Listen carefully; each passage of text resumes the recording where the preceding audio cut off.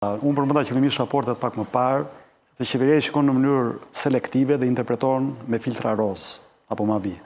Pra, qeveria i referohet këto 2 vitet e fundit, fakti që ne kemi dalë në lista gri e Manival, ku ishte vetëm Shqipëria, përveç Maltës që është vëndëtar i Bashkimit Evropian, dhe që ka specifikat e saj, dhe Qipro më duket.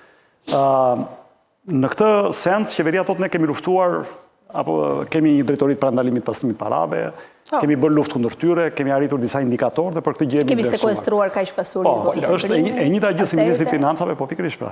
Që thotë që ne kemi arritur çdo krahasim e bën me 2013, një lloj si Enver Hoxha ai Ramizanian 87 krahasoi me sa kilometra e kurrë kishte zogun 38-ën. Dhe këta çdo referencë bën me 2013 dhe thonë shtuar GDP e Shqipërisë kaq, GDP per capita kaq. Sa vite ka kaluar? Po, shtuar pensioni kaq, domethënë pavarësisht se ajo matet ka një lloj indeksimi domethënë, etj. Në këtë sens, ata e shikojnë pozitivisht gjën dhe thonë që ne nuk ka pastrim parash. Ndërkohë, gjithë raportet e tjera tregojnë që ka pastrim galopant parash, sidomos në sektorin imobiliar.